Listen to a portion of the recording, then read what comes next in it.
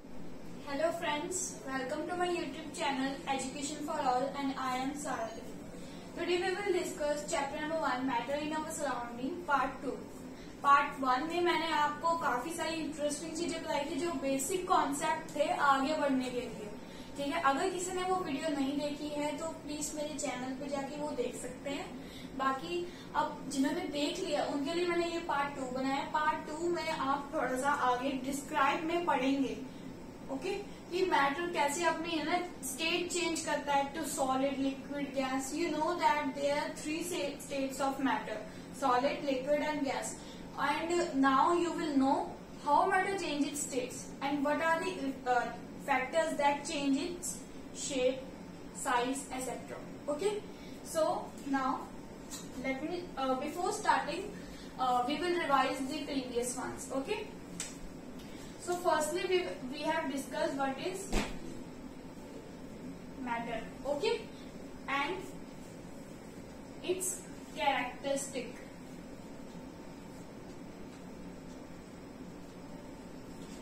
Okay, matter मैंने बताया था anything which has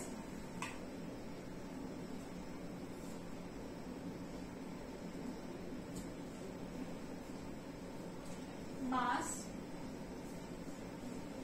and volume. जिस चीज में मास होगा या वॉल्यूम होगा वो चीज क्या कहलाती है? Matter. And everything around us is matter. Okay, we can justify it by taking their mass and volume.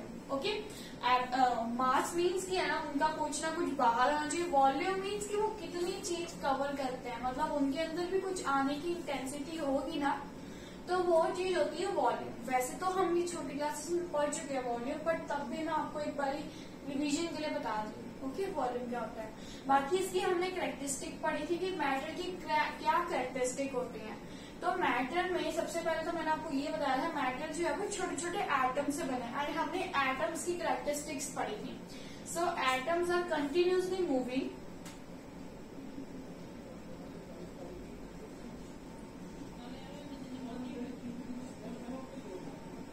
Made of matter में जो मैटर है वो स्मॉल स्मॉल पार्टिकल से बना है। सबसे पहले तो प्रॉपर्टी इसकी यही है, ठीक है, मैटर की। उसके बाद हमने ये लिखना है कि कंटिन्यूसली मूव करता है, मीन्स कि एनीथिंग जो भी मैटर है वो एटम से बना है। उसके जो एटम्स हैं वो जो है वो कंटिन्यूसली मूव करता है। मैंने आपको पिछले प्रीवियस क्लास में एग्जाम्पल भी दी थी। अगर आप एग्जाम्पल्स देखना चाहते हैं तो आप प्रीवियस क्लास का वीडियो लेक्चर जरूर देखें। ओके, एंड अब मैंने आपको ये बता दिया कि पार्टिकल से बनाता है मैटर। ठीक है, जैसे आपने पढ़ा ही है एटम्स के बारे में, तो एटम्स जो है उन्हें हम पार्टिकल्स बोल रहे हैं, स्मॉल स्मॉल पार्टिकल्स। यहाँ पे आप ये भी लिख सकते हो small particles. Okay, now they have a very strong force of attraction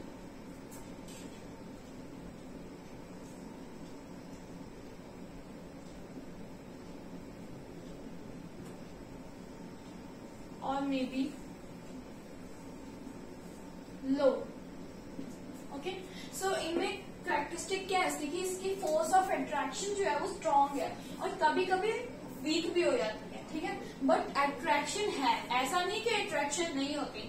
देखो मैटर जो है वो किस स्टेट्स में पाए जाते हैं? Solid, liquid, gas. सॉलिड में भी होती है, लिक्विड में भी होती है, गैस में भी होती है अट्रैक्शन। अब कैसे होती है ये भी मैं आपको बता रही हूँ। देखो अब स्टेट्स हैं, स्टेट्स पे आए थे हम, solid, liquid and this one is gas. Now अगर आप नोट्स बनाना चाहते हो तो आप ऐसे स्मॉल छोटे छोटे करके लिख सकते हैं कि क्या है, ये लिखा मैंने। ठीक है, now solids are those who have, मैं बड़ा बड़ा लिख रही क्योंकि नोट्स आई है तो फिर हम छोटा लिख देते हैं। Strong attraction,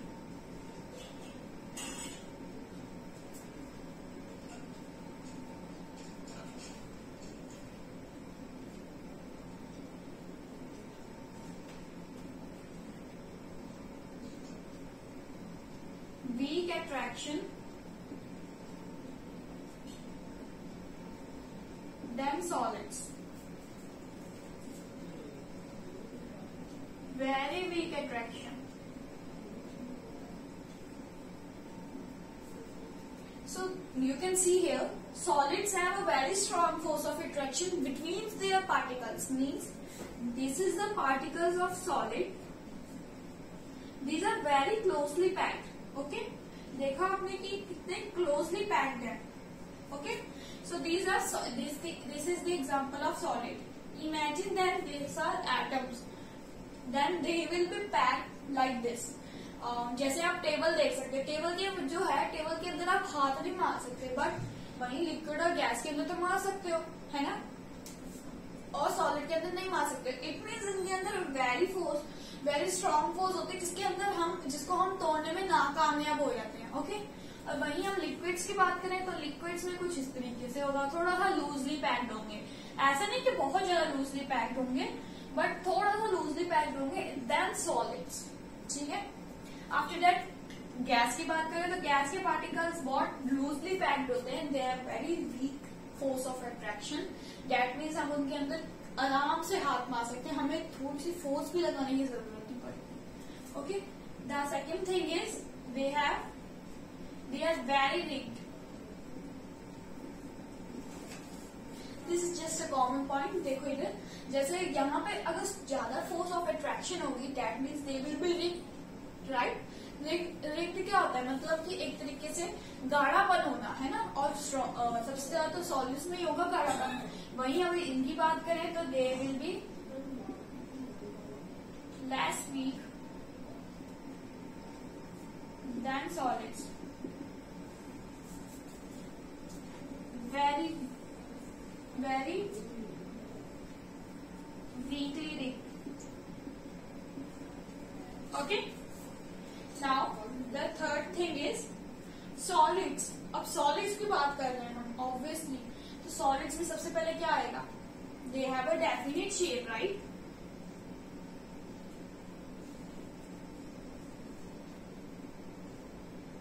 Or size.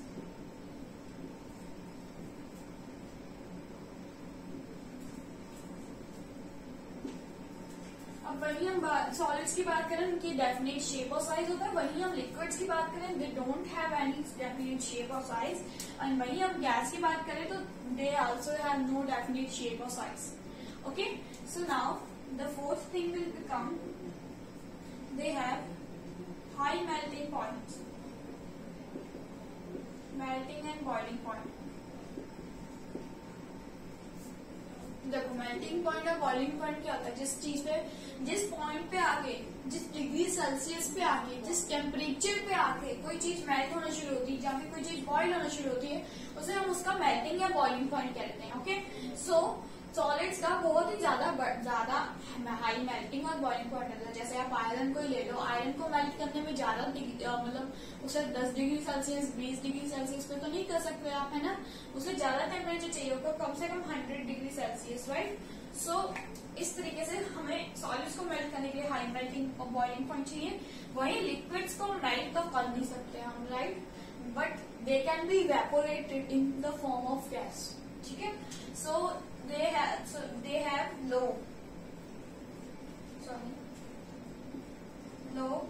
melting and boiling point. और गैस की बात करें, they have no melting और boiling point. मीन्स इनका बहुत ही ज्यादा लो होता है मेल्टिंग और बॉइलिंग पॉइंट. ये मेल्ट तो वैसे करते नहीं है, ठीक है, गैस अलग चीज होती है.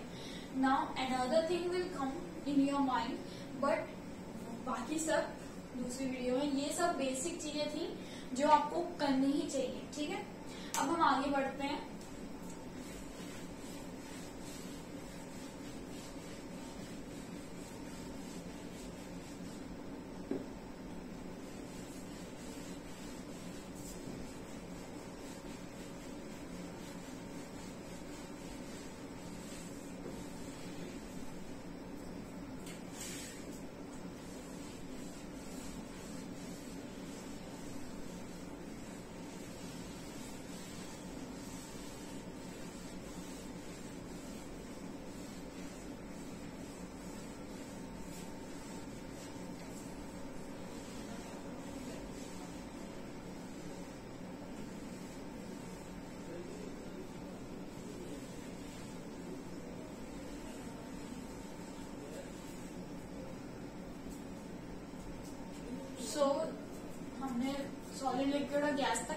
क्या था, अब हम पढ़ेंगे कि जो मैटर है वो अपनी चेंज कैसे करता है state.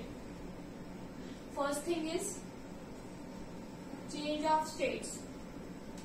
So first of all, the basic thing is how many states are there of matter. So first of all, मैंने वीडियो की स्टार्टिंग में ही आपको बता दिया कि matter have 3 states: solids, liquid, and gas. So how can solid be converted into liquid, and liquid into gas, and gas into liquid, or liquid into solid? Okay, so हमें ये पढ़ना है कि ये चीजें कैसे होती है। और you can say solid can be directly transform into gas. Okay, so हम ये सब पढ़ेंगे कि ये कैसे हो सकता है। सो फर्स्ट ऑफ ऑल सबसे पहले बेसिक चीज पढ़ते हैं, सॉलिड टू लिक्विड।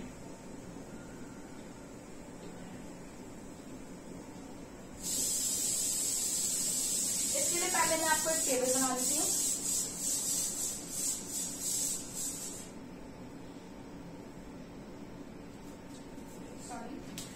थोड़ा सा बड़ा बना लेती हूँ ताकि आपको समझ आ जाए। वैसे भी ये बहुत इम्पोर्टेंट है।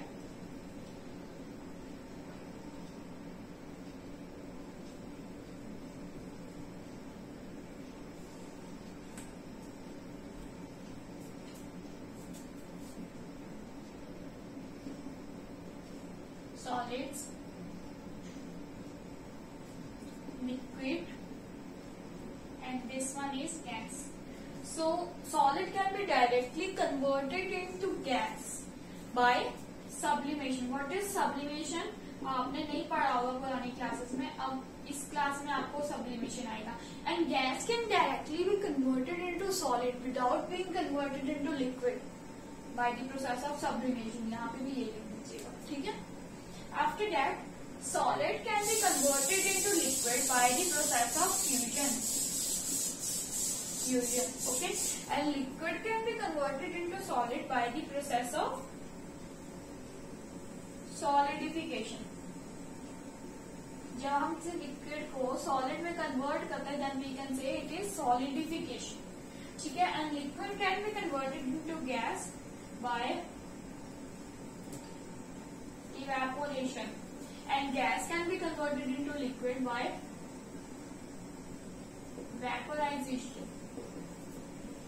Okay, so now first of all solid to liquid कैसे कन्वर्ट होता है, तो यहाँ पे आप देखिए सॉलिड टू लिक्विड कन्वर्ट हो रहा है फ्यूजन से। और फ्यूजन हम ऑब्वियसली कह सकते हैं कि हम चेंज ऑफ टेम्परेचर एक तरीके से। सबसे पहले आपको चैप्टर में आया कि टेम्परेचर कैसे इफेक्ट करता है किसी मैटर की स्टेट को। सो अगर आप देखो, take an example, very common example I am taking, this is ice, ठीक है।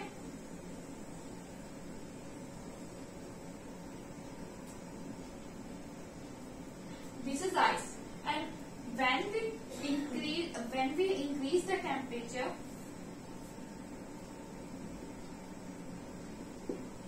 ठीक है, then this will be converted into liquid, and again if we increase the temperature,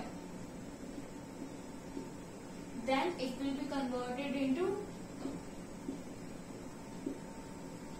gas. Okay, so देखो इधर पहले सॉलिड से लिक्विड में convert हुआ, फिर लिक्विड से गैस में कन्वर्ट हो गया। इस तरीके से ये कन्वर्जन होती है चेंज ऑफ टेम्परेचर की वजह से। तो जैसे टेम्परेचर चेंज होगा वैसे ही ये सब कुछ चेंज होता जाएगा, समझे आप। और चेंज ऑफ टेम्परेचर काफी इफेक्ट करता है। बाकी अगर बात करें हम वाटर के बॉइलिंग पॉइंट की, कि वाटर कब बॉयल होना शुरू होता है, मतलब वाटर कब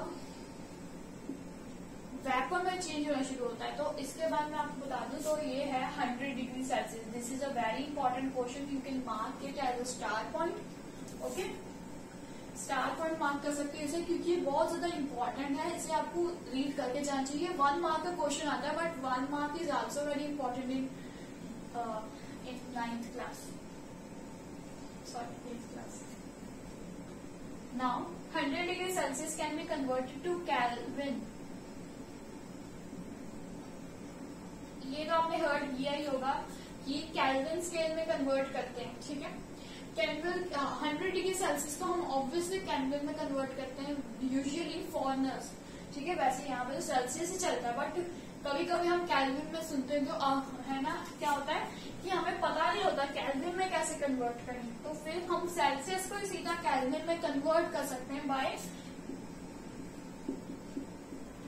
adding it with 273. When we add 273 to any Celsius degree, it will convert into Kelvin scales degree. Means 373 Kelvin. Okay? So आपको पता लग गया।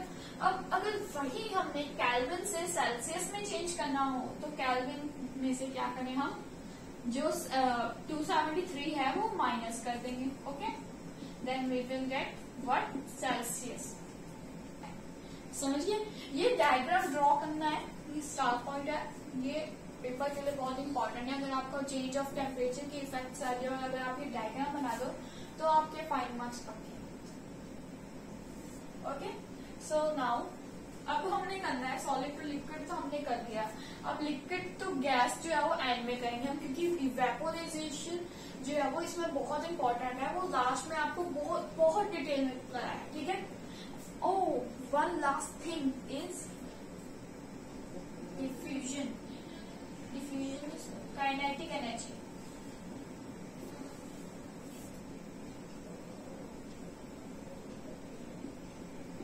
ये रिवाइज होने का रह गया। काइनेटिक एनर्जी क्या होती है, जैसे मान लो ये पार्टिकल्स मैंने बना दिए, ठीक है, जब हम इनका टेम्परेचर इंक्रीज करेंगे, फिर हाउ, अब आप जो ज्यादा डिटेल में पढ़ते होंगे उनको ये लगा होगा कि आइस लिक्विड में कैसे कन्वर्ट होगी चेंज ऑफ टेम्परेचर से, राइट? और मैं आपको इसका आंसर बता देती हूँ क्यों, कैसे कन्वर्ट होगी। मान लो ये सॉलिड्स के पार्टिकल्स हैं, ठीक है, हमने इन्हें हीट किया। ओके, हीट किया।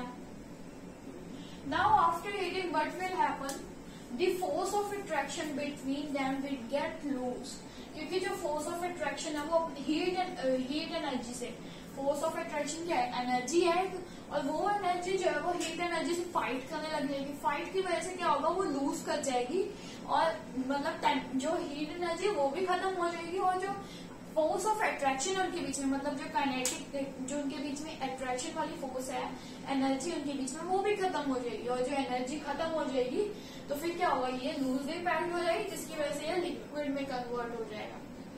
काइनेटिक एनर्जी वही एनर्जी है जो इनसे फाइट कर रही है, हीट से फाइट कर रही है। मीन्स जो इनके अंदर फोर्स ऑफ अट्रैक्शन होती है ना, उसे काइनेटिक एनर्जी कहते हैं। वो जो काइनेटिक एनर्जी है, जब वो इससे फाइट कर रही है तो वो क्या कर रही है, हमें थोड़े से पार्टिकल्स जो फाइट करते करते मारे के बाद वो जो है ना, वो तो ऐसे ही हो गए, ठीक है। उसके बाद जो बाकी के बचे वो क्या कर गए, लिक्विड में कन्वर्ट हो गए। बाद में जब हम लिक्विड को भी हीट कर दिए तो बाकी के बचे हुए पार्टिकल्स भी फाइट करके मर गए, और जिसकी वजह से वो वेपर में कन्वर्ट हो गए। राइट, समझ गए सारे। इसके बाद अब हम करेंगे sublimation, very important topic sublimation.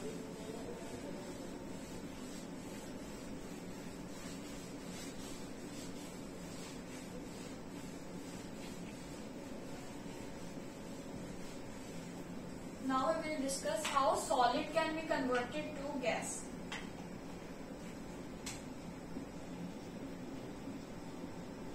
Directly to gas. देखो, change of pressure, अब आपके another topic आएगा, change of pressure.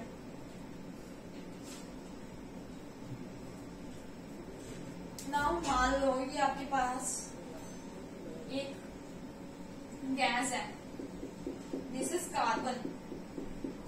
आपकी बुक में भी एग्जाम्पल दिए, ये बहुत इंपॉर्टेंट एग्जाम्पल है, इसे लर्न कर लो, चाहे तो डायग्राम बना लो जो मैं बना रही हूँ, ठीक है। ये कार्बन के पार्टिकल्स हैं, हमने ये किया, यहाँ पे एक प्रेशराइज मशीन रखी है, ठीक है। अब हम क्या करें, इस गैस को इस तरीके कोसली पैक किया हुआ एक बीकर में। अब हम क्या करेंगे, इस प्रेशराइज मशीन को कहेंगे कि इसके ऊपर प्रेशर डालें, क्या होगा, ये जो पार्टिकल्स हैं इनको ज्यादा जगह नहीं मिलेगी आसपास रहने की, और ये क्या करेंगे, आइस में कन्वर्ट हो जाएंगे। आपको पता है जो घर में बर्फ होती है वो किससे बनती है, वो कार्बन से बनती है, ठीक है। इसी तरीके से वो कार्बन से बनती है। Now clear, and by this process gas can also be converted into solid. Okay, So now we will discuss how liquid can be converted to gas.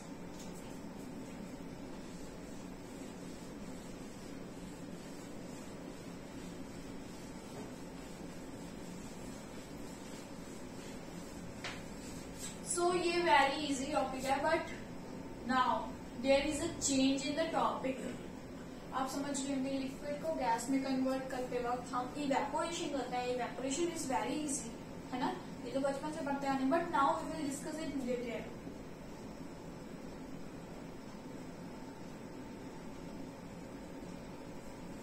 Evaporation में क्या होगा, जो लिक्विड है वो गैस में तो कन्वर्ट हो जाएगी by what, fighting of kinetic energy, fighting of particles with the heat energy, right?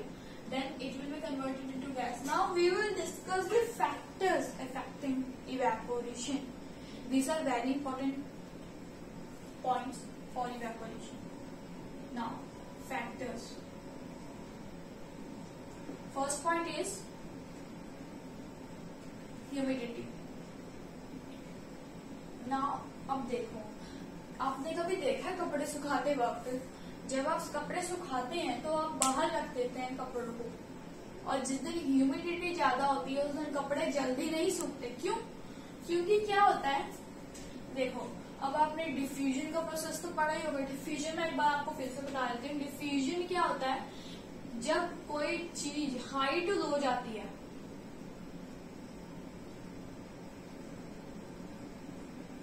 That means मान लो यहाँ पे वाटर पड़ा है, ठीक है, and water will spread through out the flow, right.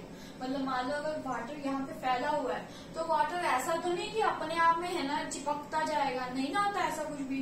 Water क्या करता है, धीरे धीरे वो थोड़ा सा आगे आगे बढ़ता जाएगा, है ना, जिसकी वजह से वो सारे बरामदे में फैल जाता है, सारे फ्लोर पे फैल जाता है. ठीक है, so this is called diffusion. High to low means की जो चीज हाई पे है वो लो मतलब चली जाती है. जैसे मान लो स्मेल है, खाने की खुशबू है, वो क्या करती है, किचन में होती है बट बाहर नहीं होती, ठीक है, बट हमें बाहर सूख जाती है. कैसे? Bye diffusion. बिकॉज जो पार्टिकल्स है डिफ्यूजन में क्या होता है, जो किचन में जो पार्टिकल्स घूम रहे हैं वो पार्टिकल्स क्या करते हैं, बाहर आ जाते हैं. ठीक है, क्योंकि बाहर जो है वो कम इंटेंसिटी होती है उनकी. देखो जैसे अगर मान लो कि यहाँ पे बहुत सारा क्राउड है तो आप क्या करोगे, लो की तरफ जाओगे, है ना, हाई की तरफ तो नहीं ना जाओगे कि जहाँ पे ज्यादा भीड़ है मैं वहां पे घुस जाऊं, ऐसा तो नहीं ना, लो की तरफ जाओगे ना. इस तरीके से डिफ्यूजन के पार्टिकल्स भी यही करते हैं, वो हाई टू लो जाते हैं. ठीक है, सो ह्यूमिडिटी में ये हो रहा है कि जैसे देखो कि हमने कपड़े सुखाए हुए हैं यहाँ पे ना, यहाँ पे ह्यूमिडिटी का मतलब क्या होता है कि ज्यादा जरूरत से ज्यादा वाटर पार्टिकल्स का एयर में प्रेजेंट हो रहा. तो यहाँ पे एयर में वाटर पार्टिकल्स प्रेजेंट है. ठीक है, एंड क्या होगा, हमारा कपड़ा भी गीला है ना, हमारा कपड़ा भी गीला है, तो ये कपड़ा क्या करेगा, अब इसे सूखना है तो पार्टिकल्स जो है वो ना देने होंगे इसे नेचर को, मतलब इन्वायरमेंट में फैलाने से. जो पार्टिकल मतलब अपने गीलापन की लिक्विड है ना, लिक्विड उसे है ना फैलाना है. बट वहीं अगर बाहर ही ज्यादा लिक्विड हो, बाहर ही ज्यादा ह्यूमिडिटी हो, बाहर ही ज्यादा वाटर वेपर्स हो, तो फिर ये कहाँ से करेगा डिफ्यूजन, नहीं ना कर पाएगा. ये भी ऐसा ही रहेगा और फिर ऐसे सूखने में टाइम लगेगा. मीन्स ये ज्यादा टाइम लेगा, कंज्यूम करेगा ताकि ये वाटर वेपर में कन्वर्ट हो जाए. ठीक है, सो ह्यूमिडिटी इस तरीके से इवेपोरेशन को इफेक्ट करती है. Now second thing is it's a maths topic, surface area.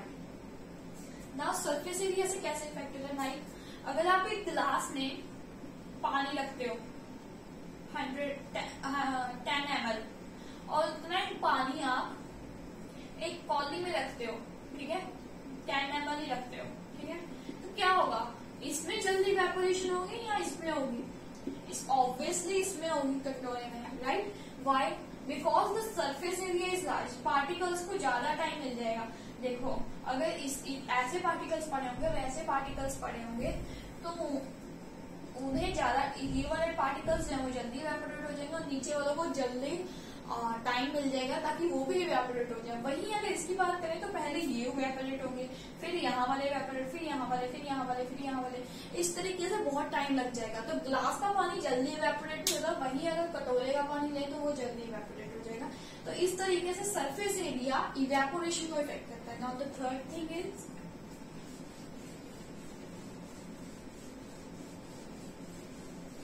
आपने कभी देखा जब आप कपड़े सुखाते हो, जिस दिन ज्यादा हवा चल रही होती है उस दिन कपड़े जल्दी सूख जाते हैं, और जिस दिन कम हवा चल रही होती है उस दिन कपड़े जल्दी नहीं सूखते। तो कपड़ों की बात करें तो कपड़े गीले होते हैं, कपड़ों के अंदर जो पानी है उसको वेपर में चेंज होने में टाइम लगता है, ठीक है। विंड की बात करें तो विंड क्या करेगी, देखो इधर जैसे यहाँ पे ये पार्टिकल्स है, ये कपड़ा है, ठीक है, हमारे इसके अंदर पार्टिकल्स है।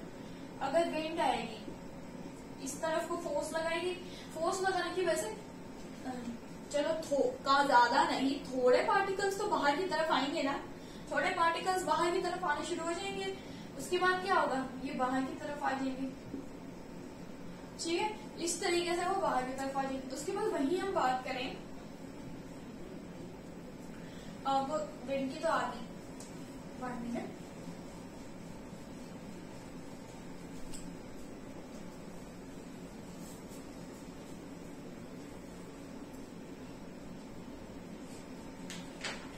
Temperature,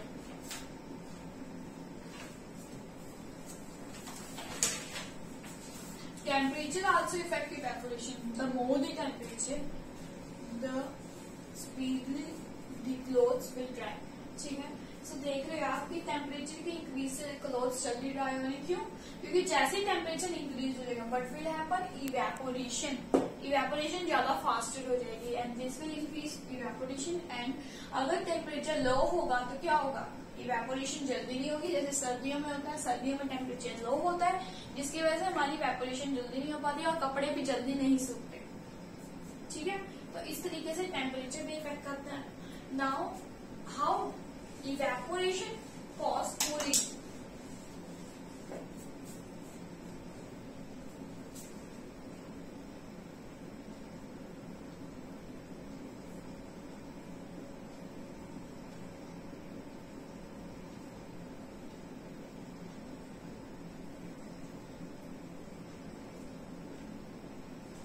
cause cooling, how evaporation cause cooling।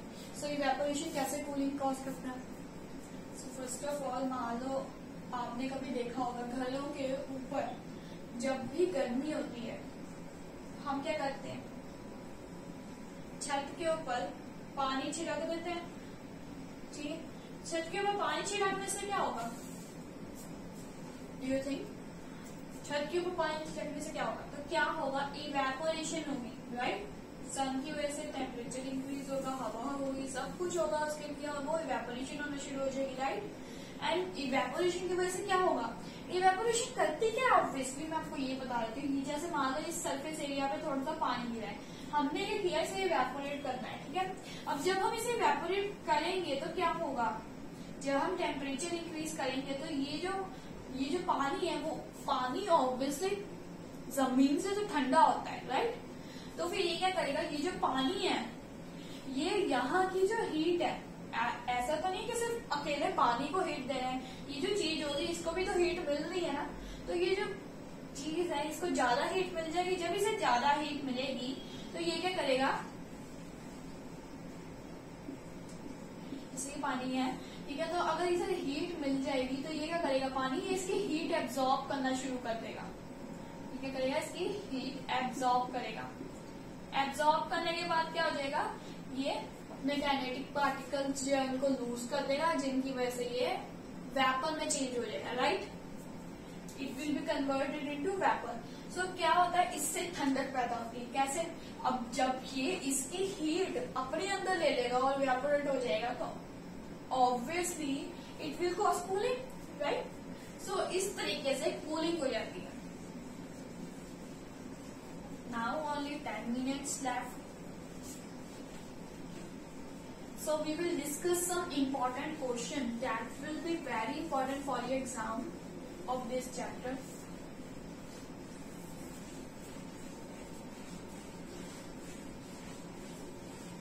Here I have an NCERT question. Why ice doesn't change its temperature even it get converted into liquid?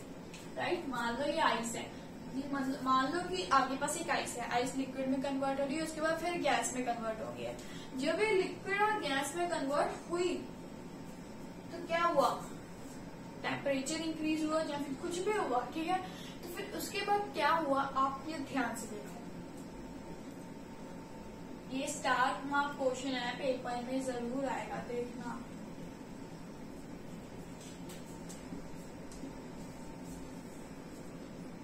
देखो जब यहाँ पे आप देखोगे इसका टेम्परेचर, वो टेम्परेचर इसके सिमिलर होगा।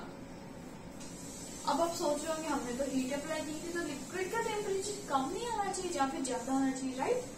यही सोच रहे होंगे। बट आपको मैं बता दूं क्या होगा कि जो इसके अंदर के पार्टिकल्स की जो फोर्स है और वही जो हीट एनर्जी वो एक दूसरे के ऊपर अटैक कर देंगे और दोनों ही मारे जाएंगे, ठीक है? जब हीट एनर्जी मारी गई, ओके, जब हीट एनर्जी मारी ही गई तो इसका टेम्परेचर कैसे चेंज होगा? इसका temperature remain the same like as ice, right? Now this star mark question, इसे आप ध्यान से करना, राइट? इसके बाद इवेपोरेशन कैसे कूलिंग कॉज करती है, इवेपोरेशन के क्या फैक्टर्स हैं, डिफ्यूजन क्या है, this are very important points, you should have to learn it for your exams, right? So अगर आपको मेरा सेशन पसंद आया तो please like it, share it and comment it and also subscribe my channel. And if you want to know the new updates, please personalise the bell icon. Thank you.